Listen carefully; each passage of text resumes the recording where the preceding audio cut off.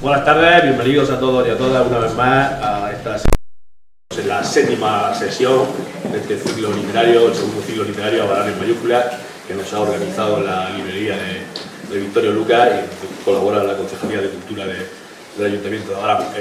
Muchísimas gracias por asistir a todos y a todas, a los medios de comunicación, compañeros de la corporación, alcalde, diputados de la Asamblea Nacional. Y bueno, esta tarde estamos aquí para presentar el libro de Natividad Preciado, El Santuario de los Elefantes. Natividad, muchísimas gracias por estar aquí con nosotros. Es un placer que estés trabajando esta tarde. Sabemos que has venido en formato de trabajo, pero te invitamos para cuando quieras a que conozcas nuestro pueblo y hagas una visita a este Abarán, que es la puerta del Valle de Ricote, pues una marca ahora mismo el Valle de Ricote está al alza en casi todas las guías turísticas de España, ¿vale? Por tanto, cuando quieras, aquí tienes tu casa para lo que quieras, ¿vale? La compañera Ana Torres, que es también una habitual en las actividades de la Concejalía de Cultura, va a ser la presentación al libro. Muchísimas gracias, Ana. Ella también ha estado en el otro lado, ha presentado su libro con su compañera Rosa Campos, que es entrañable, su compañera de pieza. Muchísimas gracias por colaborar con nosotros y con la librería de Javier Victorio Lucas. Voy a hacer un pequeño recordatorio de lo que es el protocolo y del próximo acto que queda.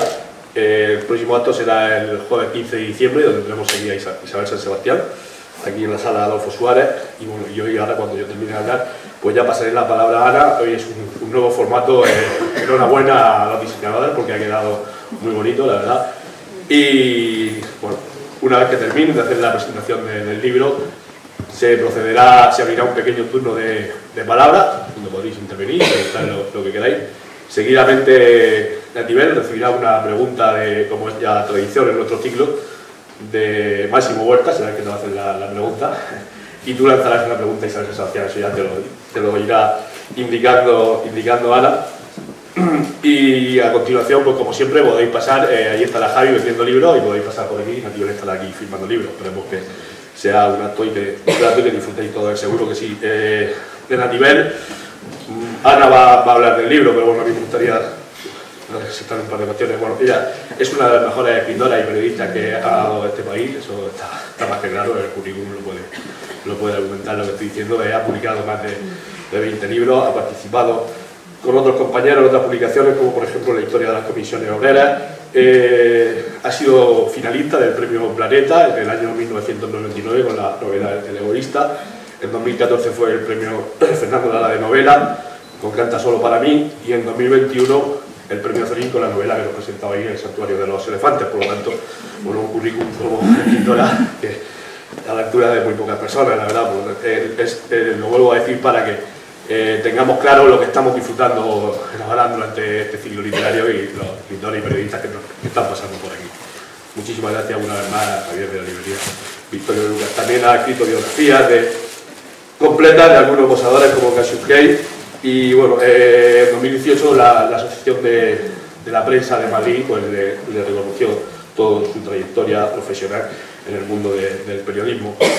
Creo que si hubiera que buscar a una persona para que nos reflejara en una conferencia los últimos 3 periodos de nuestra historia política, lo que es los últimos años de la dictadura, la transición y la nueva etapa democrática, que como muchos han dicho muchas veces, comienza el 28 de octubre del 82 cuando ganan las elecciones del Partido Socialista. Creo que había pocas personas en España, pocos periodistas, pocos politólogos, pocos historiadores en mejores condiciones que Maribel para reflejarnos ese periodo de nuestra época, de nuestra historia política moderna, las últimas 3 etapas. Por lo tanto, tenemos, repito, entre nosotros, además de una gran escritora, una gran periodista y por supuesto, para ilustrarnos de estos momentos de nuestra historia. Natividad empezó con 17 años a trabajar en un periodo muy difícil para hacer periodismo, supongo, y hasta ahora pues, se ha mantenido en la élite. Si además de eso añadimos que cuando sus compañeros de profesión hablan de ella, incluso escribiendo en algunos artículos, como es el caso de Luis Alegre, en un artículo que escribe en El País en junio del 2016, a raíz de publicar un libro que se llama, el antepenúltimo libro, Hagamos Memoria, que hablaba de los periodistas y los políticos de nuestra última etapa de la historia política de España. Si cuando hablan de ella se refieren a ella por ser una persona que está justo en la acera contraria de la bronca política, algo tan actual en el día de hoy, pues poco más nos puede regalar hoy este ciclo literario con la presencia de Anatibel Preciado. Por lo tanto, el currículum está ahí, sus libros están ahí, los premios están ahí, su trayectoria profesional está ahí, pero que tus compañeros de profesión hablen de ti de esa forma y escriban de ti de esa forma en un momento tan actual, que no, por desgracia, que no debería de ser ya así, de la bronca política, y se refieren a ella como una persona muy alejada de esa bronca política, pues creo que es para estar satisfechos del rato que vamos a pasar, y bueno, nada, os animo a disfrutar del rato. Muchísimas gracias por la asistencia, y le paso la palabra a la compañera. Muchas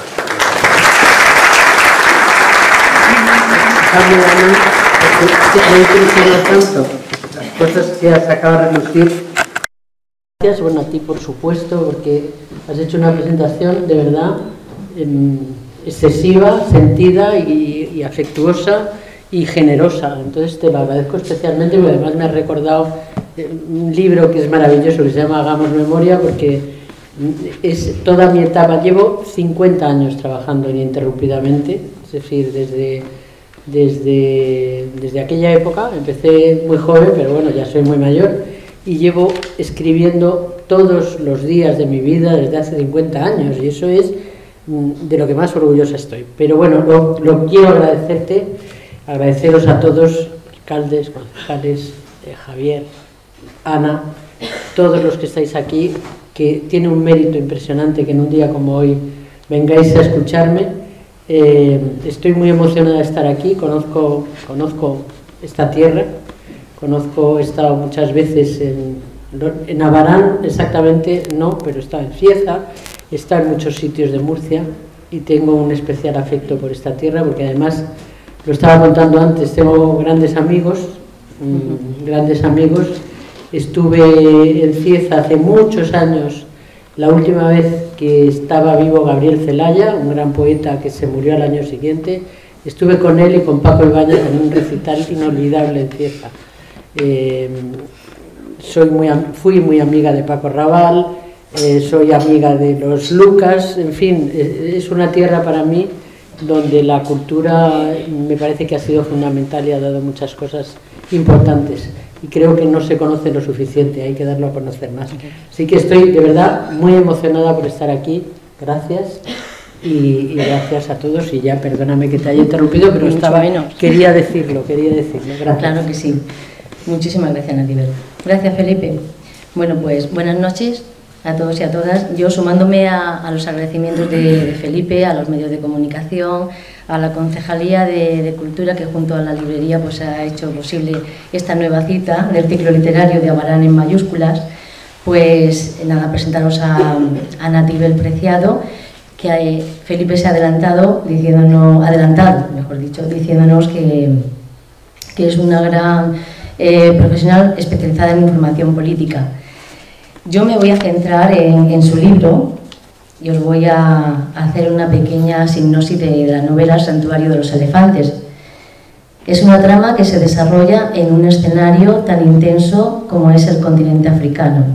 Una expedición formada por un grupo de personas adineradas que persigue un objetivo primordial, la inversión en unos terrenos.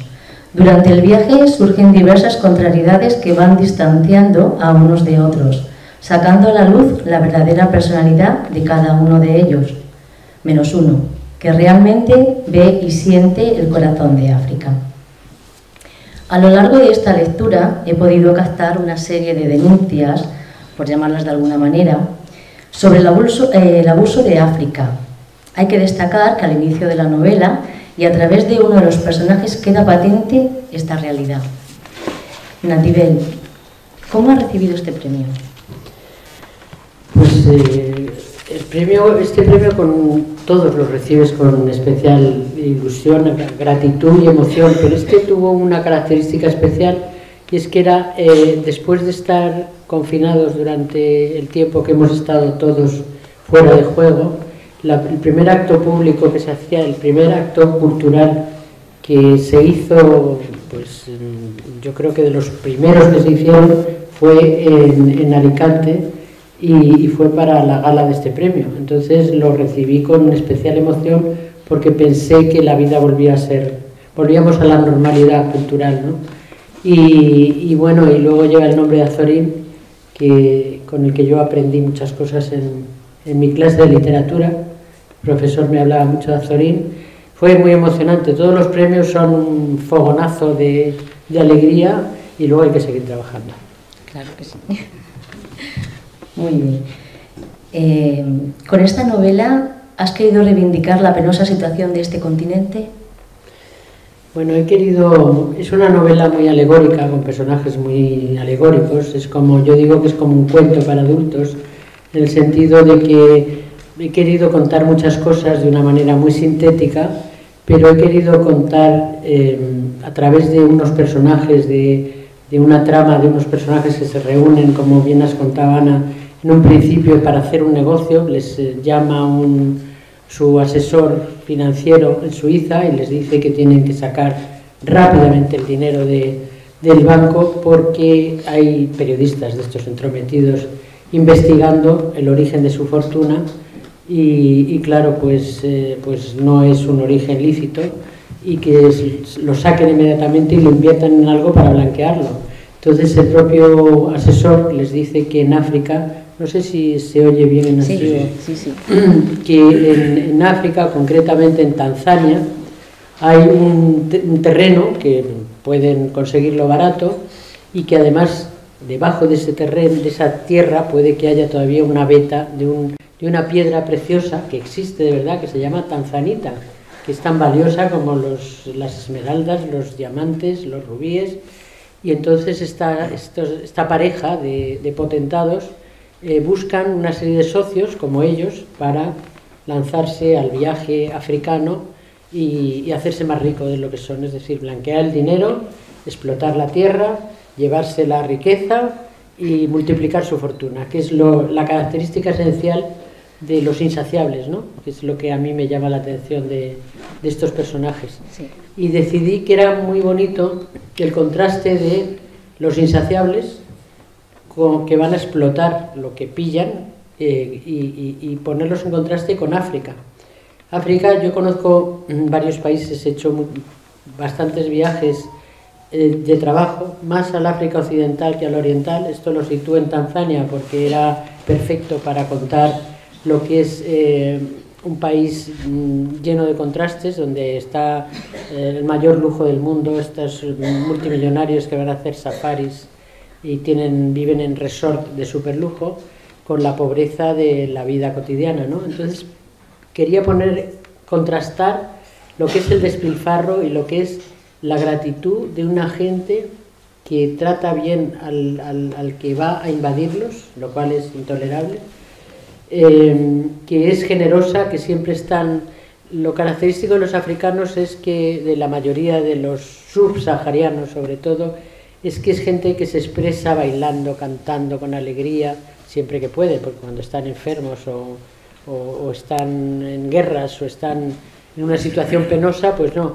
Pero quería explicar que se puede vivir con muy poco y ser feliz, y que los que viven con mucho, quizá la avaricia y la insaciabilidad, que es lo que más me llama la atención de los ricos, pues no les hace felices. Y por eso situé la novela en África, denunciando todo lo que se explota del continente africano.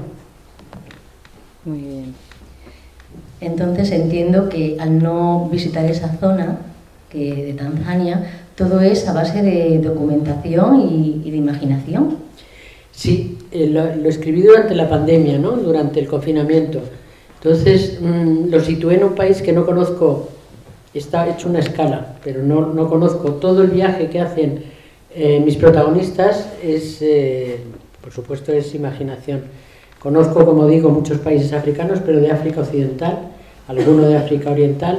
Concretamente no he hecho la trayectoria que ellos han hecho. Me decían en la editorial, pero no lo cuentes, tú di que has estado. Digo, pero ¿por qué no lo voy a contar? Si tiene más mérito no haber estado y saber que lo han leído personas que han estado haciendo ese itinerario y dicen que no se me ha olvidado un detalle. Y es maravilloso porque cuando yo estaba encerrada en 4 paredes grandes, no me voy a quejar, quiero decir que tengo una casa agradable, pero no tengo jardines, no me podía escapar de la casa. Y entonces fue una experiencia te lo venía contando, ¿verdad, Javier? Cuando veníamos hacia acá, una experiencia muy impresionante ver que podíamos salir de ese confinamiento a través de la imaginación, de la cultura, de los viajes, del cine. Es lo que más hicimos durante el confinamiento. Nos salvó la cultura. En el fondo es... tenemos que estar agradecidos, por lo menos en esa época, haber valorado el significado de la cultura, la posibilidad que tienes de escribir, de leer, de disfrutar de la música, de ver series de cine, de todo, de lo que la cultura puede salvar a la humanidad, de lo que es imprescindible en la vida, porque en esa época en la que había tal escasez de todo, ver que podíamos viajar con la imaginación, yo decidí hacer un viaje imaginativo, y como tenemos la suerte de que a través de Google puedes ver las chozas de los Masái, sí. O sea, puedes descender a los menores detalles, lo pasé francamente bien escribiendo, imaginando cómo era la vida de estos personajes y cómo eran los lugares. Muy bien. Pero, ¿por qué lo gestó en pleno confinamiento? ¿Por eso mismo? No, ¿Por escapar? Sí, claro, porque escapar, la libertad es fundamental. Eso lo sabemos todos, y sobre todo los que en algún momento no han tenido libertad. La libertad es, yo decía siempre, haciendo memoria, Felipe, esto que decías, en este libro Hagamos Memoria, yo tuve la suerte, yo pertenezco a una generación muy privilegiada, seguramente habrá alguien más aquí que sea consciente de la suerte que tuvimos, yo nací en una época en la que me liberé de la guerra civil, viví una posguerra pues relativamente bien, en una clase social, clase media, pero en un colegio maravilloso, con una familia a la que tengo mucho que agradecer. Es decir, no he vivido ni una guerra ni una posguerra dura, viví una dictadura y aprendí, afortunadamente, aprendí en esa final de la dictadura, cuando fui consciente y empecé a trabajar muy pronto. Estaba estudiando en la universidad los últimos años de la dictadura, y entonces aprendí lo que es la libertad. Es decir, los que no tuvimos libertad en un momento determinado, no digo ya los que perdieron la vida por defender la libertad, pero los que estábamos en la retaguardia de la democracia que queríamos en aquella época, pues sabíamos que no teníamos libertad, y la libertad era precisamente pues leer los libros que querías, escuchar la música que querías, y no podías. O sea, yo iba a conciertos, por ejemplo, de Paco Ibáñez en aquella época, y se suspendió el concierto y detuvieron a la gente. Estuve en otro de Raymond, que también se suspendió, y también detuvieron a la gente que estaba en el concierto. No podíamos leer determinados libros de poesía, por ejemplo, porque pues, había una serie de poetas prohibidos simplemente por el hecho de haber nacido en una etapa determinada, o por, pues no sé, no era fácil encontrar libros de Miguel Hernández, los buscábamos en librerías donde teníamos amigos y nos lo traían de fuera. No podíamos reunirnos con quien nos daba la gana, porque si tú, por ejemplo, es para saber lo que es la libertad, ¿no? Si dabas una fiesta en tu casa con 20 amigos y de repente alguien se quejaba, podía entrar la policía y decir: esta fiesta no está autorizada, quedan todos detenidos. Porque sí, no podías expresar tus ideas públicamente. Es decir, lo peor de una dictadura, hay muchas cosas malas, pero para saber lo que es el concepto de la libertad, es que las leyes son tan sumamente arbitrarias que pueden hacer contigo lo que les dé la gana, y que tú no puedes hacer lo que quieres. Entonces, los que vivimos esa época, yo la viví en la universidad los últimos años, y ya estaba escribiendo en los periódicos porque lo hice compatible al principio, pues valoraba mucho lo que íbamos a conseguir, que era ser como el resto de los europeos, ¿no? Entonces tenemos un concepto de la libertad y de la democracia que quizá otros que no la tuvieron no lo valoran tanto como lo valoramos nosotros. No vivimos una Segunda Guerra Mundial, no hemos vivido, es decir, hemos vivido muy bien hasta la última crisis, que ya todos empezamos a vivir un poquito peor, pero bueno, que me quiten lo bailado. Tengo muchos años y he vivido una vida estupenda, O sea que soy muy agradecida porque soy muy consciente de que pertenezco de verdad a una generación muy privilegiada. Es impactante. Muy bien, Natibel. Es curioso que llamándose el santuario de los elefantes, este no sea el tema principal, sino un nexo más de la trama. Siento que hay varios puntos de mira y todos desembocan en el santuario. ¿Es solo una percepción mía? No, es una percepción muy acertada, yo creo, porque en el fondo, como digo, como es muy alegórica toda la novela, los elefantes, ¿porque este es mejor? Sí. Pues estupendo. Los elefantes, así es mejor, sí, porque el otro yo notaba que hacía ruidos raros. El elefante, dice Kapuscinski, que es el símbolo de África, es un animal totémico que a mí siempre me ha gustado desde muy pequeña, desde que leía las novelas de Tarzán. Es una novela un poco de aventuras, pero es muy alegórico en el sentido de que el santuario es un lugar donde se rescatan a los animales, a los elefantes en este caso, elefantes que vienen de los circos o que han sido explotados por el turismo, o que están maltrechos, o que les han arrancado los colmillos para vender el marfil. Entonces, los santuarios de elefantes o de animales de cualquier tipo es rescatar a esos animales maltrechos, cuidarlos durante un tiempo para devolverlos a su vida, a su hábitat natural y a su vida salvaje, ¿no? Entonces, en la novela el santuario es protagonista en cierto modo, sí, porque cuando estos individuos, estos tipos que inician la novela, estos personajes, que yo he conocido muchos, luego te hablaré de algunos de ellos, ¿no? Van a un lugar a explotarlo y a aprovecharse de los demás y no tienen conciencia de lo que tienen alrededor, se creen que son los reyes de la creación, pues necesitarían también, en la novela queda implícito, ¿no? Que necesitarían meterse también en un santuario para recuperar a la especie y para luego devolverla a su medio, a ver si son más conscientes o somos más conscientes de lo que debemos a la vida y de lo que tenemos que respetar a los demás, ¿no? Al entorno. O sea, que hay un sustrato ecologista, hay un respeto por los animales y por el medio ambiente, hay un mensaje de que la especie, la llamada especie elegida, es decir, el Homo sapiens y la especie elegida, que no somos los reyes de la creación, que hemos metido la pata, hemos estado durante demasiados siglos creyéndonos que el planeta estaba a nuestro servicio y lo hemos explotado de más. Está clarísimo. Ahora empezamos a notar que hay un calentamiento global de lo que no somos los únicos culpables, pero sí lo hemos acelerado con nuestras actividades.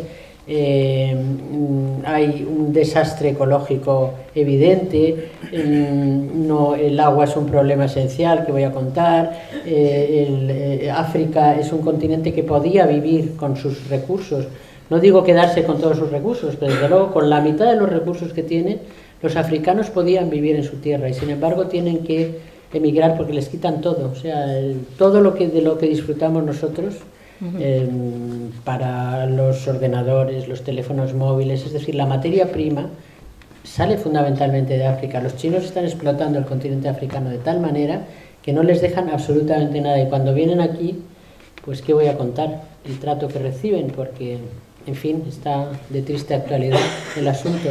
Entonces, si el mundo fuera un poquito más, la justicia está claro que no existe de una manera como tenía que existir, pero con un poquito más de esfuerzo, si se repartieran mejor la riqueza y no hubiera esta avaricia, por eso insisto en que es muy simbólica la novela, no hubiera esta necesidad de que haya un señor que pueda irse a la Luna o a Marte o comprar plataformas como Twitter y hacer lo que le da la gana, y 100.000 multimillonarios que tienen todo el poder del mundo para hacer lo que quieran.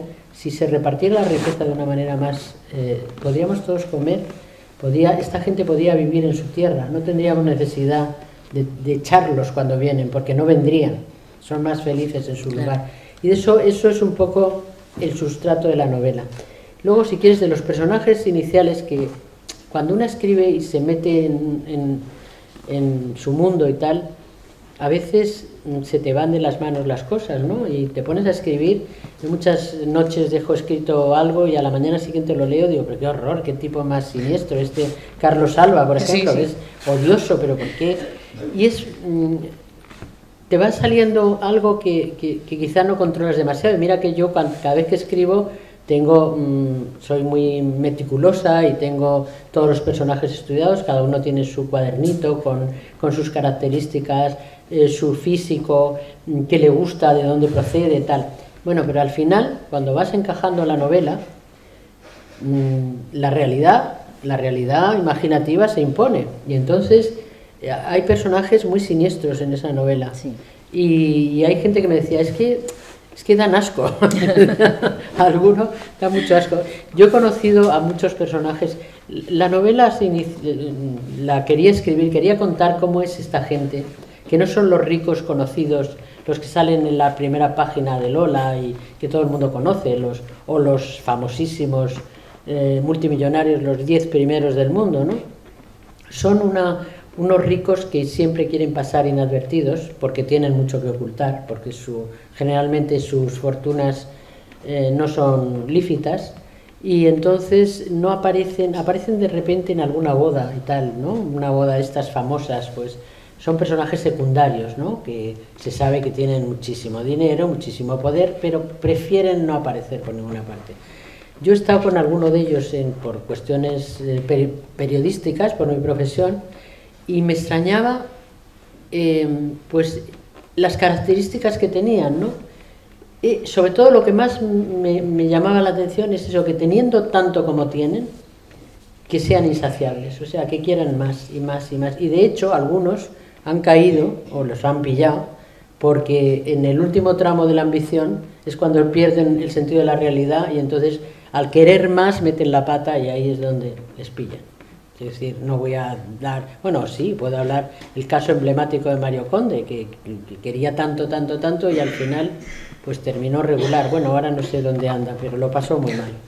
Entonces, quería explicar qué les gusta, de qué hablan, cómo son, porque no los conocemos. Entonces, siempre me daba curiosidad cómo eran y sobre todo contárselo a los demás. Y ahí yo creo que están retratados de verdad, tal como son.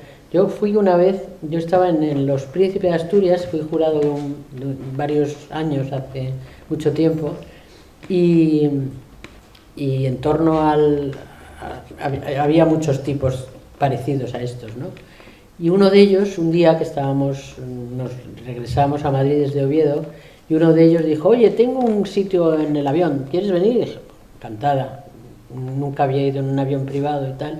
Entonces me pasé el vuelo observando a los que iban, eran 4 o 5 personajes muy conocidos en segundo plano. Bueno, pues uno tiene una colección de pintura impresionante. Tuve el privilegio de verlo en su casa, Velázquez, Goya, en fin, impresionante. Eran grandes, pues mira, están retratados ahí en cierto modo. Entonces decía el tipo, por ejemplo, la gente muy elegante, tampoco eran muy tal, decía, yo en realidad, le pregunté, ¿a ti te compensa tener el avión? Sí, pero en realidad yo lo tengo solo para fumar puros, porque es que como en las líneas regulares no te dejan fumar, pues mira, aquí me puedo fumar mi puro y tal, sin que nadie me moleste y tal. O sea, que me hacía gracia esa manera de ser tan peculiar, lo que hablaban entre ellos, cómo eran sus relaciones, cómo hablaban de las mujeres, y es, en cierto modo, es hace mucho tiempo y no están retratados tal como son, no, estos personajes, pero quería contar por qué son así, o sea, por qué quieren más, por qué van a explotar a los pobres africanos cuando tienen, por qué blanquear el dinero, por qué tienen tanto dinero, no saben qué hacer con él, qué es esto, cómo es esta mentalidad tan rara, ¿no? Porque a mí me parecen marcianos, de verdad, porque me decían, no, porque a ti te gustaría tener todo mucho más grande. Digo, no, a mí no me gusta me gustan los muebles pequeños, no, pero si tú pudieras tener, me decía uno de ellos, si tú pudieras tener una enorme piscina, ¿te gustaría tener la más grande del mundo? Digo, pues no me gustaría. O sea, que es curioso porque son de otro planeta realmente. Son gente... Otra mentalidad. Totalmente distintos a nosotros. A nosotros quiero decir, pues sí, seguramente a todos los que estamos aquí. Sí. Yo lo que veo es eso, personajes que intentan imponer su propia ley a la ley de la selva. Entonces... La selva les puede.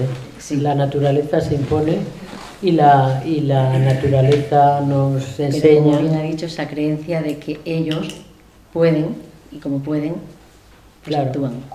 Sí, pero es curioso porque también hemos aprendido que en África, que es un lugar, yo me acuerdo, hablé mucho con Javier Reverte, que era muy amigo mío.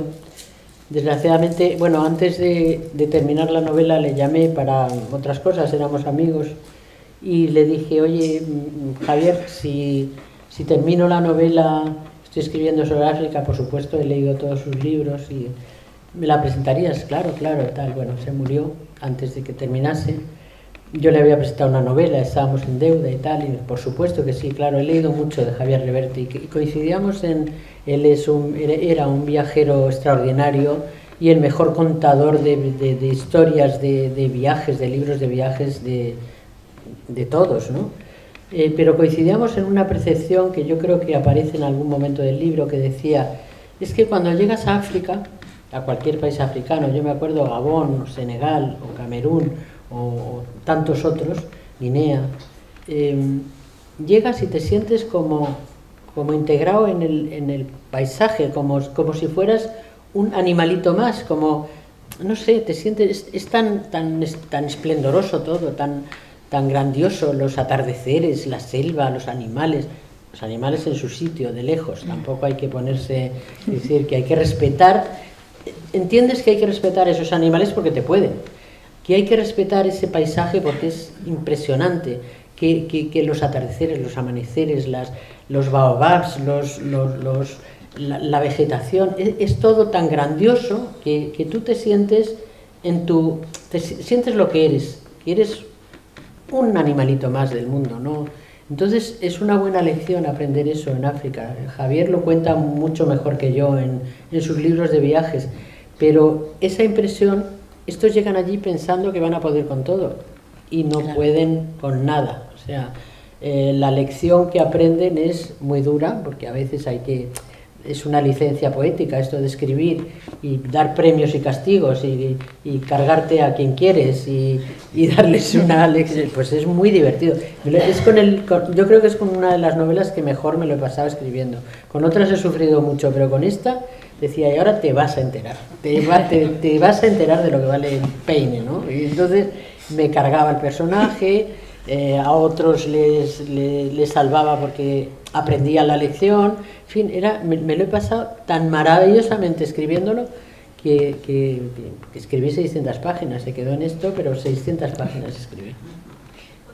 Sí, porque yo vi como algún tipo de crítica a los prejuicios, no sé. Que lo vi más o menos como algún tipo de crítica a los prejuicios, lo de los personajes, el imponer ellos su propia ley, el creerse los más por tener dinero, por ser... Sí, pero de allí no son... No, allí llegaron... Allí les pudo, la naturaleza les va pudiendo a casi todos, ¿no? Les va pudiendo. Y es verdad, es que es una buena lección en este momento. Difícil, ¿eh? Quiero decir que como es un cuento, pues es un cuento, no es que llegas a África y aprendes enseguida, pero sí es bonito esas sensaciones compartidas con muchos de los que aparecen en algunas referencias, hago a Kapuscinski y a Reverte. Compartimos todos los que hemos estado, yo me emocioné. Es de los viajes, yo he viajado por muchos sitios, en todos estos 50 años que llevo trabajando, me ha dado tiempo a muchas cosas y hay sitios que para mí eran un sueño, ¿no? Y eran emblemáticos y yo quería conocerlos y era un sueño infantil llegar, conocer China, conocer la India, conocer tal. Y algunos lugares te decepcionan porque no es como tú te habías imaginado, otros te asustan, como a mí la India, que me parecía un lugar maravilloso para conocer y respeto muchísimo la cultura hindú y muchas cosas, pero te asusta, a mí me asustó. Hay gente que se queda para siempre, hay gente que tiene rechazo porque le impresiona demasiado la espiritualidad y la crudeza de ver en las calles la gente muriéndose y ver a las piras funerarias en una ciudad como Delhi, como Nueva Delhi. En fin, que hay viajes de los que sales aprendiendo lecciones, pero no siempre, pero que no quieres volver. Y sin embargo, los países africanos que yo he conocido, más allá del Magreb, que también lo conozco y me gusta mucho, pero no es lo mismo, el África subsahariana, es esas sensaciones que contaba, que son espectaculares. O sea, es esa, te sientes integrada, te gustaría quedarte, y algunos se quedan. Sí. Algunos de mis personajes se quedan. Esa.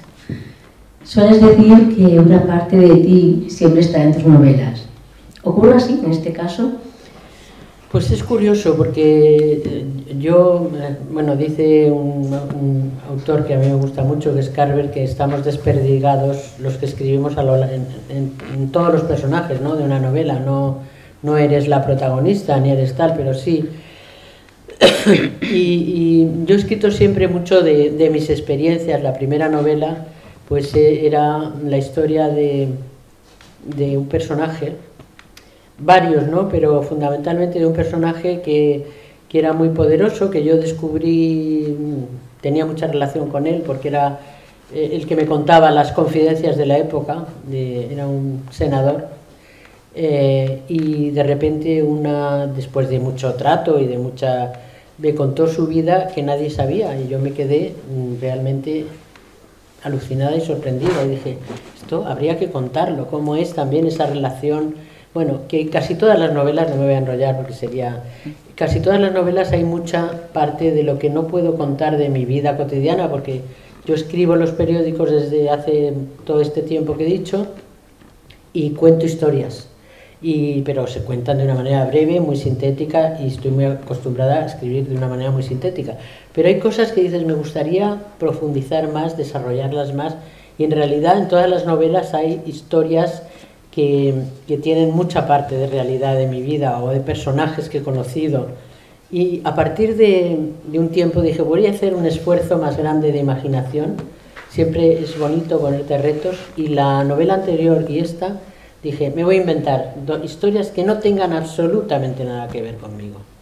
La anterior era una historia sobre Albert Einstein, que era un personaje que yo adoraba, admiraba muchísimo, porque en ese colegio tan estupendo al que me llevaron mis padres, el profesor de física y química tenía verdadera devoción por Albert Einstein. Entonces me contagió esa emoción. Yo tenía desde muy jovencita, muy pequeña, un libro que se llama mi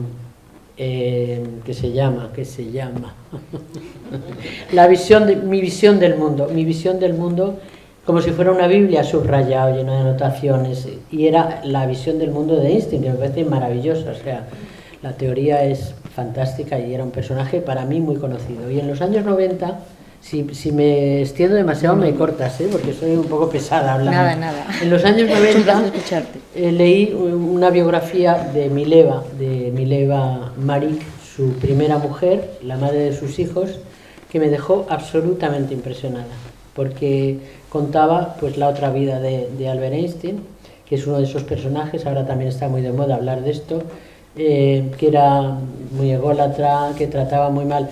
No es que fuera mujeriego, en esa época seguramente lo eran casi todos, ¿no?, que lo era tremendamente mujeriego, y trataba mal a sus hijos, a su entorno, a sus amigos. Es decir, descubrí pues esa otra cara del personaje que me dejó muy impactada y muy triste, en cierto modo. Me pasó con Picasso también, siempre se descubre a través de las mujeres, es curioso, de un libro que se llama Mi vida con Picasso, de Françoise Gillot, que fue la única mujer de Picasso que logró huir, es decir, estuvo con él, pero se fue y salió indemne, sigue viva, tiene 101 años, es la madre de Paloma Picasso y es una mujer maravillosa de verdad, que tiene una vida impresionante. Después de de abandonar a Picasso, tuvo 2 hijos con él, Paloma y su hermano, que no me acuerdo en este momento, se llama Claude. Claude y Paloma huyó Picasso les desheredó porque escribió este libro, Vida con Picasso, que es tremendo también, contando pues todas las miserias cotidianas de Picasso, ¿no? Y después de dejar a Picasso se casó con Salk, que es el descubridor de la vacuna de la polio. O sea, que es una mujer, es pintora, sigue pintando, es una mujer extraordinaria. Bueno, pues entonces me pasó con Picasso y con Einstein ese choque de decir, como dos genios absolutos, porque nadie discute el talento impresionante de Albert Einstein, lo que ha aportado a la humanidad, lo grandioso que era, la inteligencia que tenía, nadie lo duda. Pero ¿por qué tienen ese lado oscuro que tienen muchos personajes? Entonces, bueno, me centro en lo de la imaginación. Entonces, leyendo cosas de Einstein, leí la última biografía que ha salido sobre él, que es como un bestseller, de un autor que se llama Isaacson, que cuenta toda su vida, porque ya se sabe todo, todos sus papeles, toda su herencia la dejó en la Universidad Hebrea de Jerusalén, y la puede consultar todo el mundo, es decir, todo lo que contaba yo en la novela se puede ver, porque es cierto.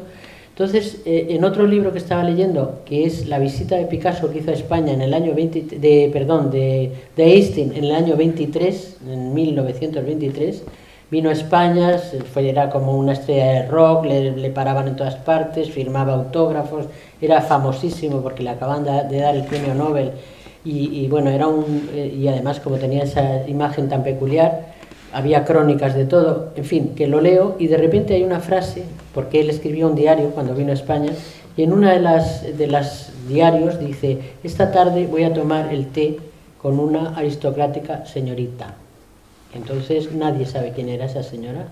Entonces de ahí dije yo, esta es la mía, la señorita va a ser mi bailarina, me voy a imaginar una historia, tal. Bueno, total, que le lío con una bailarina de una revista, una cabaretera, una chica tal, porque, entre otras cosas, una de las tardes que estaba en España, que tenía una agenda apretadísima, daba conferencias, estaba con todos los científicos de la época, que era una época de gran esplendor de la ciencia y de las artes. El año 23 era la Belle Époque y bueno, España era un paraíso en ese sentido. Pues él le dice una tarde a sus organizadores, esta tarde la quiero libre, no quiero que me dejen libre toda la tarde porque voy a hacer una cosa. ¿Y qué fue a hacer? Dice, pues me voy a ir al Teatro Apolo de Madrid a ver una revista, porque le entusiasmaban las bailarinas, en fin, las señoras estas, ¿no? Le gustaban mucho. Dije, bueno, pues yo me invento una historia y le lío con una bailarina. Bien, termino la novela, que tiene unas aventuras tremendas, porque me fue regular, porque Einstein es uno de los muertos que más dinero va después de muerto. Es decir, Marilyn Monroe, Kennedy, Michael Jackson, hay unos personajes que siguen dando fortunas a sus herederos, Picasso, en fin, muchos. Y Einstein da muchísimo dinero, no solo de derechos de autor, sino porque la fundación que tiene en Jerusalén y otra en la universidad en Princeton, pues cada vez que dices cualquier cosita tal, te ponen una querella y te brean, o sea, te liquidan. Con lo cual, en la editorial me dijeron, ten cuidado, no se te ocurra tal, me quitaron la portada, me quitaron el título, tuve que censurar cosas que eran un poco delicadas. La novela se llamaba Bailando con Einstein y apareció una foto de Einstein con la bailarina, tal cual, en fin, todas estas cosas. Desapareció todo eso y terminó llamándose El Nobel y la corista, que es otra cosa. Pero bueno, termino la novela muy contenta porque dije, bueno, qué esfuerzo de imaginación, qué bonito, la saga de las Denise, unas bailarinas maravillosas, tal cual.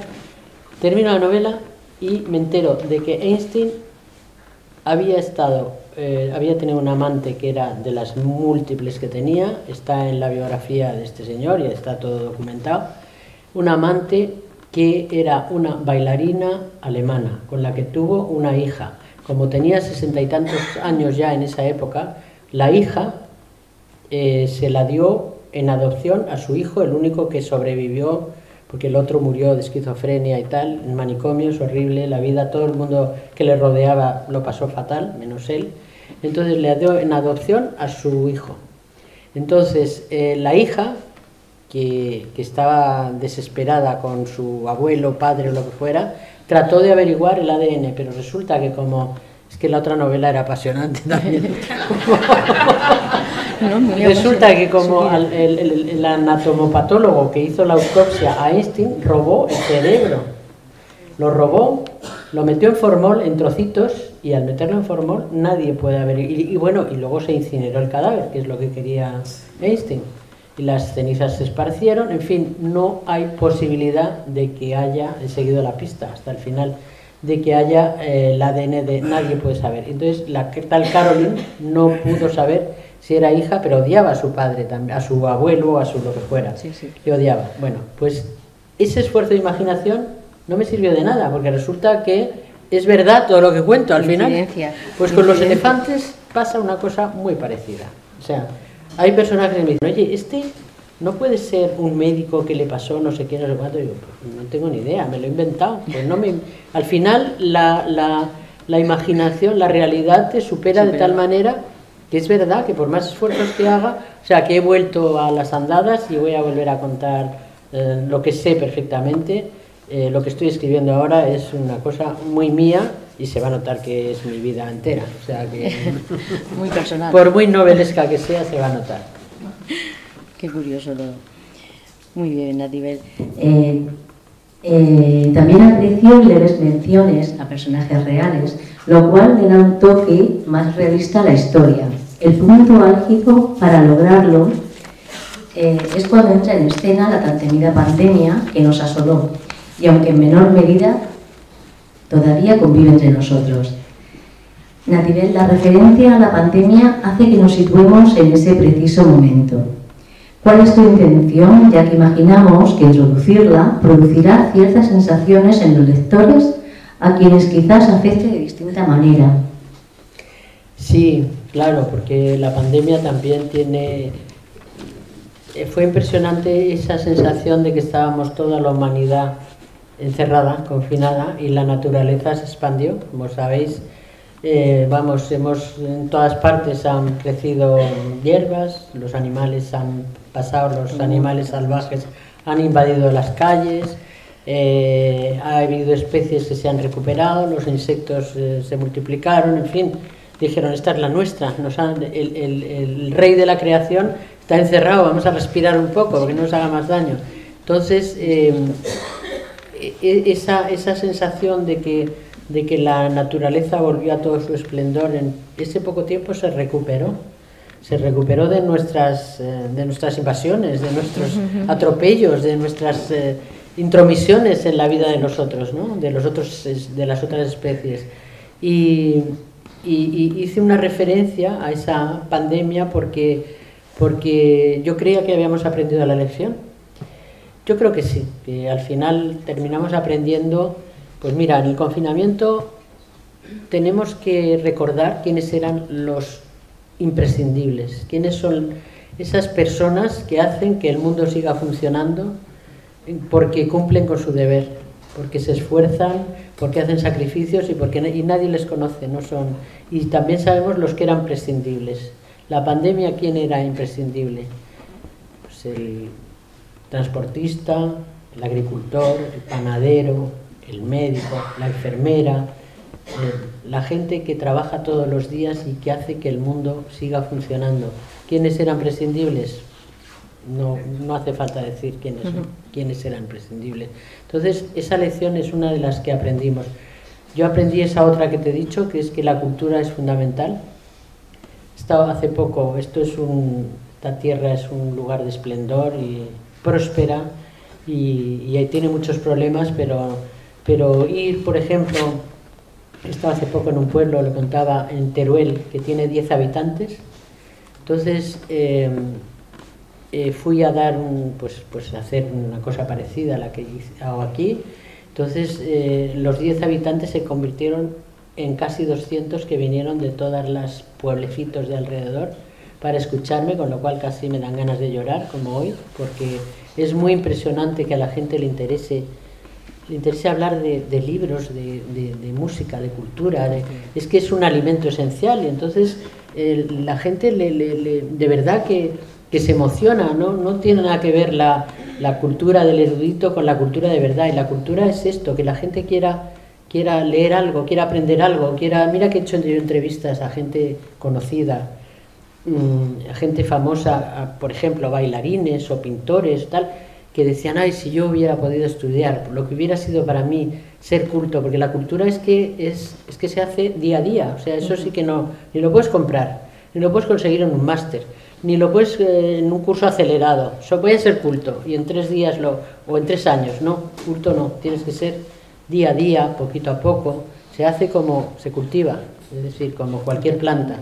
Entonces, ver que la gente eso lo valora y que la cultura profunda, que es esa, no es saberse los nombres de los principales poetas del 27, ni de los premios Pulitzer, ni de nada de esto, es querer profundizar en la vida y saber que te compensa, saber valorar la música, por ejemplo. No hace falta saber de música o saber de pintura para quedarte emocional en el Museo del Prado viendo determinados cuadros, ¿no? Se disfruta teniendo predisposición a saber que es algo tan esencial como el comer, de verdad. Apreciarlo. Sí. Perdona que es que me distraigo mucho. Yo encantada. Como ves, me voy por las ramas. Pero yo encantada. Natividad, el final de tu novela estaba preconcebido desde el inicio, o por el contrario barajaste varias posibilidades. Jamás. Mira que de verdad que soy muy hormiguita, es decir, que lo hago todo, igual que cuando voy a los programas de la tele, tal, me lo trabajo todo, ¿no? Y entonces las novelas yo las tengo en mente y en los cuadernitos, esto va a ser así, el guión es este, me aparecen por aquí, este es el viaje, me aprendo todo, tal, terminan, entonces esto termina, este es el final. Jamás he hecho un final como había previsto, nunca. Por eso, porque al plasmarlo yo digo que yo me aclaro el mundo, yo cuando escribo, porque entiendo mejor el mundo cuando lo veo en letra impresa, o sea, me aclaro las ideas, ¿no? Y entonces, pues vas escribiendo y vas viendo que no encaja eso que tenías previsto inicialmente. Esto no encaja, esto no puede ser, pero ¿cómo dices esto? Pero si antes has dicho lo otro, pero si este personaje tal... Y de repente los finales son inesperados, siempre son inesperados. Algunos finales de otras novelas son inesperados porque nunca estamos contentos como es natural, porque la verdad es que tenemos muchos defectos de lo que vamos consiguiendo, ¿no? Y a veces soy tan pesada con la escritura y tal, que digo, me voy a cargar a este personaje porque si no ya no puedo más, y termina con una muerte, pues digo, no puedo más, o sea, es que no sé dónde voy a llegar, y acabo matándolo a lo mejor por manía, y alguno de mis personajes de alguna novela termina muerto indebidamente, porque me lo he cargado porque ya no puedo más con él.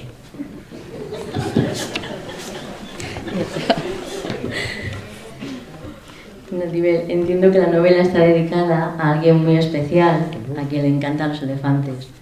Cuéntanos. A mi nieto, es que ya eso, no voy a hablar ya de abuelona, me voy a poner aquí a hablar de mi nieto. Sí. De todo el derecho. Es que con mi nieto, vamos a ver, tengo 2 hijos, voy a contar mi vida ya, tengo 2 hijos y una vive en mi mismo edificio, con lo cual en la pandemia tuve la suerte de poder, no me dejaba acercarme por supuesto, por si me contaminaba y tal, pero podía ver a mi nieto, que eso es una suerte, y jugábamos a los barcos, a los elefantes, a no sé qué, a tal. Entonces se lo dediqué porque la verdad es que los juegos eran de puerta a puerta, muy lejos, pero yo creo que el niño no se le va a olvidar nunca a la abuelita, ¿no? La abuelita le enseñó tantas cosas en ese confinamiento, le hablaba tanto de los libros sin citarle los autores, ¿ves? Por eso digo que la cultura es eso, de las novelas que yo había leído de Tarzán,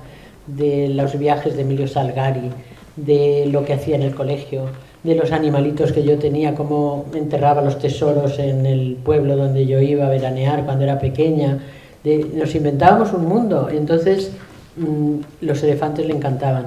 y le hablaba del Capitán Trueno, que es otra de mis lecturas infantiles, y se sabe todos los nombres de todos los animales que aparecen en la serie del Capitán Trueno, en los tebeos, cuyo autor, por cierto, Víctor Mora, tuve la suerte de entrevistar también antes de que se muriese, y me contó toda la historia del Capitán Trueno. Víctor Mora era un escritor represaliado que vivía casi en la clandestinidad porque militaba en el Partido Comunista. Entonces escribía novelas que nunca llegó a publicar. Pensé que publicó después en La Democracia alguna, pero durante la dictadura pues escribía los tebeos del Capitán Trueno y me contaba cómo era la censura. Entonces no podía hacer la novia del Capitán Trueno, que se llamaba Sigrid, que era una princesa vikinga. Todo esto se lo contaba a mi nieto, por eso pues no podían estar juntos nunca, o sea, no podían estar en la misma habitación, ni en la misma, le censuraban, no, Sigrid aparte, que se vaya en su barco, pero no puede estar, porque eran novios, pero novios en la lejanía. Entonces le censuraban expresiones, los dibujos que no eran suyos, que eran de un maravilloso dibujante, pues también les censuraban si salían las mujeres un poco sinuosas. En fin, me contó las aventuras que yo había leído con tanta emoción, me contó toda su vida y era muy impresionante. Y bueno, pues todo esto le contaba a mi nieto y le dediqué el libro porque en realidad los elefantes son suyos. Un detalle precioso y ese tiempo compartido, vamos, inmejorable. Sí, yo creo que es de lo mejor que he hecho. Sí. Bueno, pues independientemente de tu novela, como escritora, me gustaría conocer tu opinión porque tenemos un día significativo dedicado a las escritoras. Como escritora consagrada que eres, ¿sientes que todavía la mujer padece cierta discriminación en el mundo literario? Pues dicen que sí. Vamos a ver por qué. Porque aunque esté de moda la escritura de las mujeres y haya muchas mujeres que triunfan tanto que parece que somos una legión, pues no somos legión, somos pocas y sobre todo las que llegan muy lejos son menos, porque yo muy consagrada, tampoco te pongas en ese plan. Yo escribo y he tenido la suerte inmensa, porque de verdad que eso sí soy, de que me publican lo que escribo y de que más o menos, ahora va peor, porque es mucho más difícil, pero en las primeras épocas pues me iba muy bien esa cosa. Yo siempre he sido como segundona, es decir, he tenido un punto para no asomar mucho la cabeza, porque cuando asomas la cabeza es como dicen los chinos, el clavo que sobresale le dan siempre un martillazo. Pues yo siempre he tratado de no destacar demasiado en nada, a lo mejor porque no he podido, pero también he tenido una vocación de ser invisible todo lo que pudiera. Parece mentira decir que quiero ser invisible, pero es verdad. Me hubiera gustado ser invisible en muchas ocasiones, que lo he sido, ¿no? Porque estaba en sitios privilegiados donde nadie se fijaba en mí, pero estaba en la fila cero de la historia, viendo cómo pasaba la historia, ¿no? Entonces las mujeres seguimos discriminadas en el mundo literario en cuanto, bueno, porque si se hacen balances de premios, de nóminas, de ventas de libros, de situaciones determinadas, pues sí, salimos perdiendo. Sí. Pero no nos podemos quejar últimamente porque hay cada vez más y cada vez más jóvenes y cada vez más triunfadoras en el mundo literario. Entonces, ¿cómo crees que se está avanzando en este sentido? Pues como en todo, muy poco a poco, porque los cambios, yo he asistido a esa etapa en la que las mujeres no podíamos hacer nada. Es decir, nada quiere decir que no podíamos abrir una cuenta en un banco, que no podíamos, lo hemos contado tantas veces que ya resulta tedioso. Teníamos que pedir permiso o a un padre o a un marido para hacer un negocio, para establecer un negocio. No podíamos tener el pasaporte si no era firmado, es decir, no podíamos salir al extranjero si no era con una autorización paterna o de un marido. Es decir, siempre hemos estado, estábamos tuteladas, ¿no? Entonces, en cuanto llegó la democracia, lo impresionante es que lo primero que explotó fue el mundo de las mujeres. Empezamos a tener derechos por los que habíamos luchado de una manera muy intensa, ¿no? Entonces, la ley del divorcio se hizo con la UCD, quiero recordarlo. Y a partir de ese momento, desde el punto de vista legal, tuvimos muchos avances. Lo que pasa es que la historia nos creemos que siempre avanza de una manera imparable hacia el progreso, y no, de vez en cuando ¡pum!, se hunde, hay un parón, un retroceso, una regresión, y en este momento, a pesar de los avances y todo eso, me parece que nos hemos despistado un poquito y las mujeres estamos un poco en regresión. Nuestros derechos, no nosotras. Los derechos nos creemos que se conquistan para toda la vida, decimos, oye, son derechos adquiridos, esto no nos lo va a quitar nadie. Pues nos lo quitan a las mujeres y a los hombres y a todo el mundo. Es decir, los derechos hay que trabajárselos todos los días. Y nos hemos despistado un poquito y hay que seguir luchando para demostrar que tenemos necesidad de compartir los mismos derechos que cualquiera. Efectivamente. Durante tu larga trayectoria como periodista, ¿hay algún dato relevante o alguna noticia de las que hayas cubierto que recuerdes por algún motivo en especial? ¿Qué quieres? ¿Que nos quedemos a cenar? ¿O? Por ejemplo, le pedimos.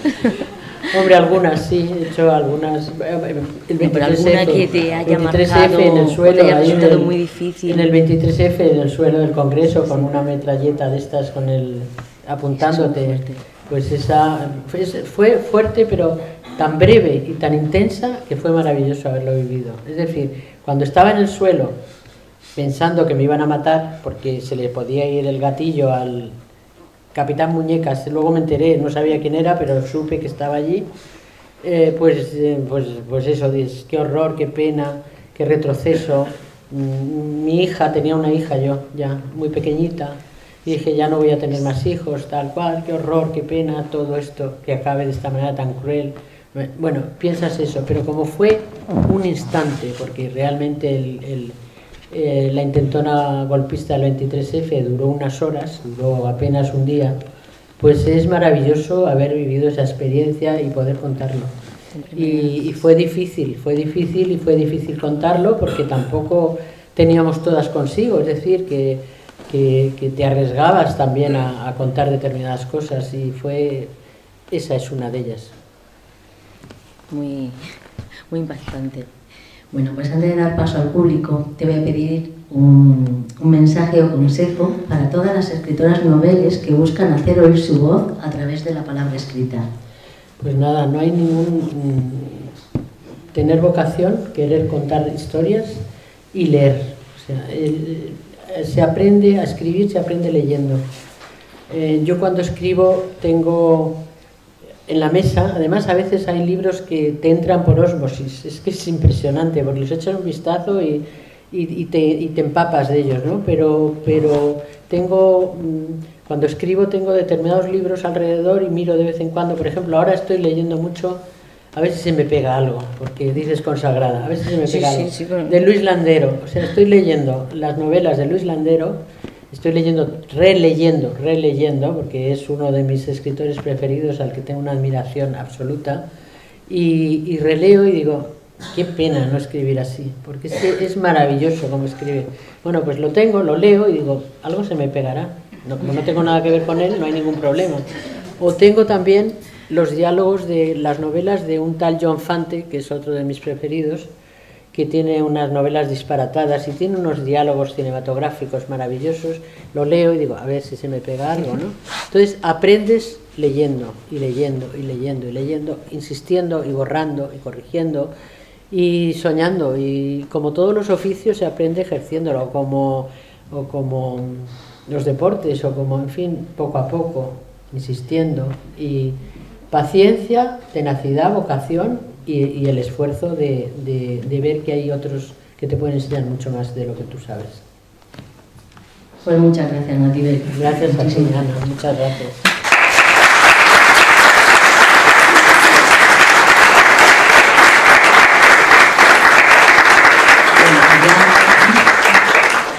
Damos paso al público si quiere hacer alguna pregunta, que se ponga de pie y que hable en alto.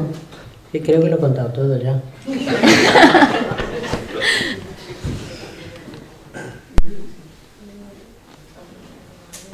Nadie. Yo no voy a hacer ninguna pregunta, pero sí os voy a dar la enhorabuena porque a vosotras y a los organizadores, porque además de, como ha dicho Maribel, presentando un libro, la sala hasta la bandera, estábamos compitiendo con un partido de fútbol a las 8 de la noche, a la misma hora del libro de la sección española del mundial, y hemos demostrado que la cultura navarra está viva. ¿Pero qué te crees? ¿Que no lo sabías? Y O yo sea, estaba no, temblando. por eso digo, no hay ni nadie. que ha sido un éxito todavía mayor al competir con el Una partido proeza, de si he hecho fútbol. una foto y todo para que vean que Está es claro, verdad. está claro. O sea, que enhorabuena. Muchísimas gracias, al contrario, enhorabuena a vosotros, que habéis hecho el esfuerzo.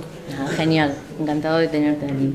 Bueno, la última pregunta la va a lanzar Máximo Huerta, Hombre, que la dejó hace unos días, que pasó por aquí, bueno, van en mayúscula. es amigo, que se note, ¿no? Sí, sí, lo sabemos, lo sabemos. Natibel es una mujer que admiro, es una mujer que quiere, además es un referente, que escribe muy bien y que es además una gran periodista y que tiene algo que tienen muy pocas personas y es un tempo a la hora de hablar que relaja, me calman las personas como Natibel. ¿Qué historia, Natibel, es la que de verdad querrías escribir y todavía no has podido? Te lo digo como lector, que he leído todas. ¿Cuál es la historia que te gustaría empezar y ponerle fin? Pues me gustaría, a ver, Máximo, qué maravilloso es. Es que es un tipo estupendo, es verdad, yo creo que no se le conoce lo suficiente el valor humano que tiene este hombre. Bueno, sí, se le conoce mucho, o sea, qué bobadas, pero creo que le conozco yo más. Pues estoy tratando de escribirla, que es muy difícil, porque estoy escribiendo una novela que está prácticamente terminada y tengo otra recurrente, que no me atrevo a terminar, porque creo que va a ser la última de esas cosas, pues que te da un poco de yuyu y dices, esta va a ser la última. Y es un poco la historia de, pues la herencia se llama, y es un poco el cuento de la lechera, desde el punto de vista literario, en la que quiero contar lo que yo dejo y de lo que me estoy desprendiendo en este momento, porque he aprendido eso, que tenemos que desprendernos de muchas cosas, sobre todo porque se me ha muerto mucha gente, desgraciadamente, y cada vez que he tenido que deshacerme de las cosas de mis muertos, ha sido un drama horroroso, porque no quería dejar nada, no quería tirar nada, y es tan tremendo cuando te dejan cosas que sabes que han apreciado tanto y que tú ya no, cosas de mis padres, por ejemplo, a los que yo tenía veneración. Pues me molesta tener objetos de mi madre, todavía se murió hace muchísimos años, porque me molesta que la sobrevivan. Tengo una relación con los objetos un poco rara, ¿no?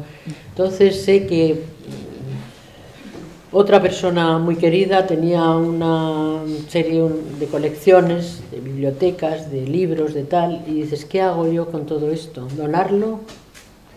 No puedes donarlo, porque la gente no lo quiere. Muebles grandes, me gustan los muebles pequeños, tal, digo... Bueno, lo que quiero, en resumen, lo que quiero es dejar el terreno limpio, saber ¿qué hago con este libro de mamá? Oye, que es que le gustaba mucho, que se lo dedicó Julio Cortázar, pero ¿qué hacemos con esto? Esto no vale nada, no se vende. ¿Qué hacemos? ¿Lo tiramos o lo damos? No lo tires, hombre. ¿Y qué hacemos? ¿Dónde lo metemos? Bueno, y esto que trajo de un viaje a Yemen, que le gustaba tanto, ¿qué hacemos con esa caja? Si es que es horrible, ¿no? Pues todo eso, liquidarlo, dejar el camino limpio.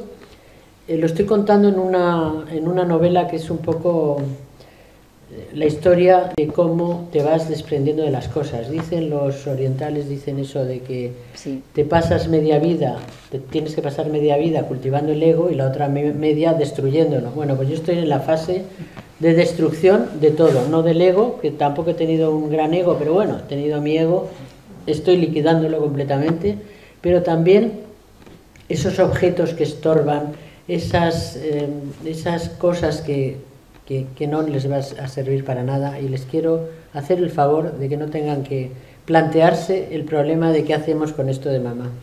Entonces esa novela creo que es la última que escribiré y la voy retrasando, como los cuentos de las mil y una noches, para ver si no pongo fin y se acaba, porque claro, da un poco de miedo, da un poco de yuyu. Sí, entonces voy colando otras de momento, pero esa es la que quiero escribir, Máximo. Pues muy bien. Bueno, pues Natibel, es tu turno de dejar una pregunta para nuestra siguiente invitada, que será Isabel San Sebastián. Bueno, pues con Isabel he trabajado un tiempo, somos polos opuestos en muchas cosas, pero tuvimos una relación tan respetuosa y tan profesional, tan extraordinaria. Isabel me decía en un tiempo, yo lo que quiero es hacer lo mismo que tú haces, es decir, escribir libros cuando sea mayor. Pues mira, me ha ganado la carrera de una manera tremenda porque escribe mucho más que yo, tiene más éxito que yo con sus libros y lo que quiero es preguntarle esa herencia que yo me estoy planteando ahora, se lo contáis cuando venga, ¿qué quiere, qué recuerdo quiere que sus hijos, a los que sé que adora, qué recuerdo quiere dejarles a sus hijos, qué cosas esenciales quiere dejarles a sus hijos? Pues muy bien, ahí queda la pregunta para Isabel y nosotros no nos queda otra más que darte las gracias otra vez y un placer tenerte esta noche aquí y que lo hayas disfrutado igual que nosotros. Muchas gracias. Gracias, de verdad. Gracias.